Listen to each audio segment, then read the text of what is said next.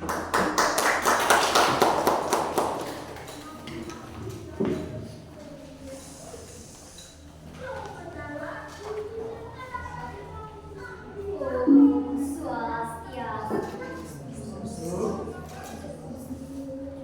teman-teman, apa kabar? Baik. Perkenalkan, saya Gita. Kali ini Gita akan membawakan dongeng yang berjudul Manik Angkara. Di mana dongeng ini menceritakan tentang terjadinya asal-usul Selat Bali. Teman-teman, penasaran tidak dengan ceritanya? Dengarkan ya teman-teman. Yang dulu kerajaan Dahak tinggal seorang bernama terkenal bernama Sidi Manu. Sidi Manu sangat dihormati karena kehebatan dan ketekunannya beribadah.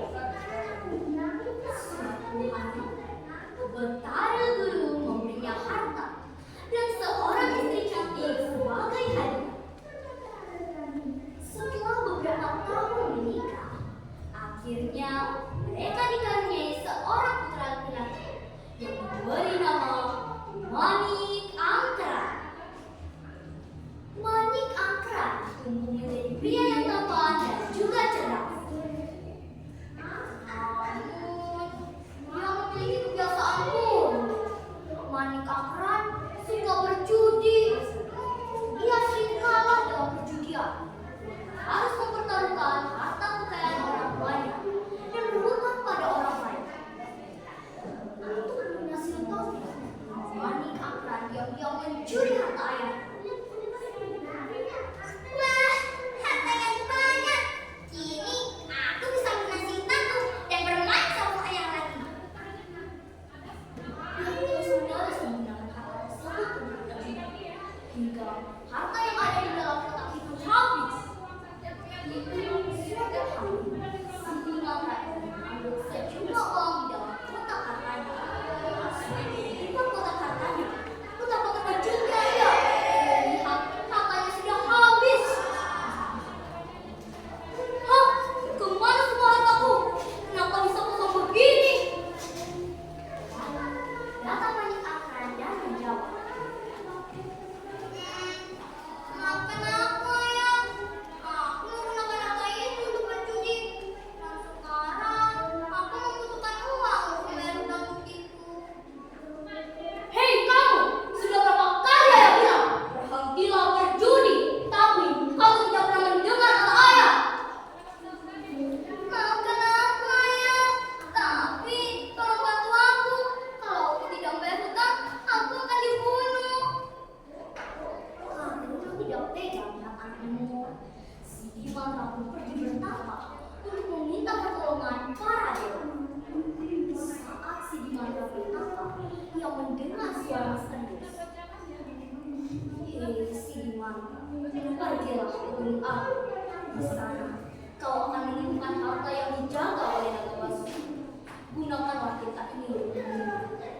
Saat Sidi Manu membuka matanya, betapa terkejutnya ia melihat terdapat genta di hadapannya. Sidi Manu lalu mengambil genta tersebut dan bergegas menuju Gunung Agung. Dalam perjalanan, Sidi Manu melewati banyak rintangan untuk mencapai kawah Gunung Agung. Sesampainya di sana, Sidi Manu membunyikan genta dan membacakan mantra.